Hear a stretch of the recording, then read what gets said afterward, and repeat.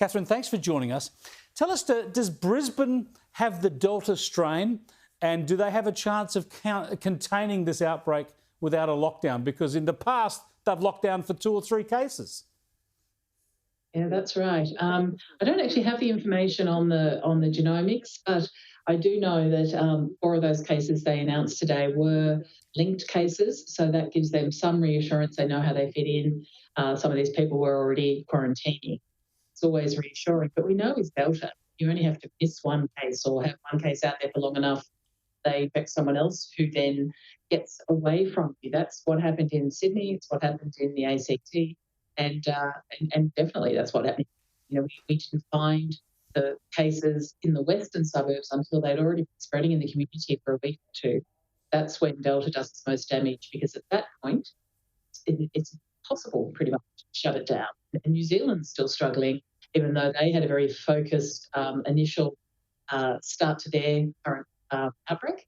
They couldn't close it down either. So that is a challenge. That said, I guess every state will make its own call. And once you do have the virus in the community, if you contain it at low enough levels, then it begins that transition to living with the virus. And at the end of the day, all states are going to be going there. Trouble with Queensland at the moment is their vaccination rates are still lagging behind. So that puts them in a more vulnerable position. They don't want the virus in the community yet.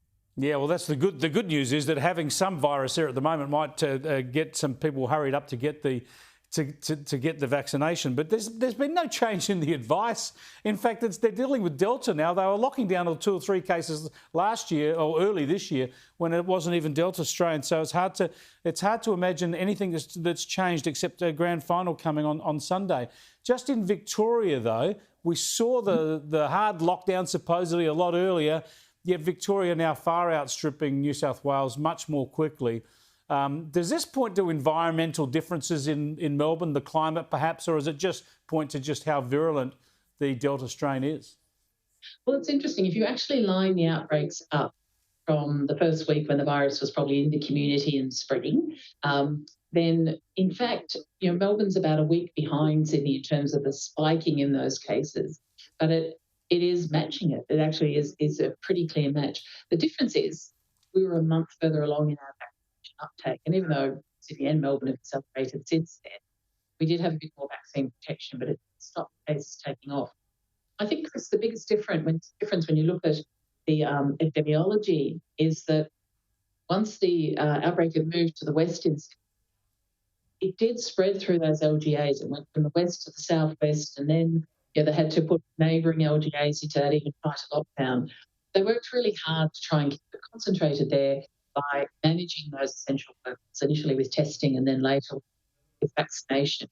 And that probably made a difference. While it didn't contain the virus completely, it did keep the focus of the wave in those areas where they could also focus their resources, particularly vaccinations. As they became available, they were prioritised. And, within weeks, we started to see extraordinary uptake. 8 to 9% adults was fantastic. Victoria started in the west, but it was already in the northwest and the north very quickly. It's actually spread right across Melbourne. So they didn't manage to get it contained in those very early days, this main transition part.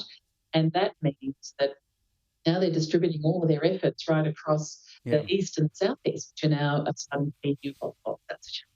Thanks for joining us again, Catherine. Appreciate it. Thanks, Chris.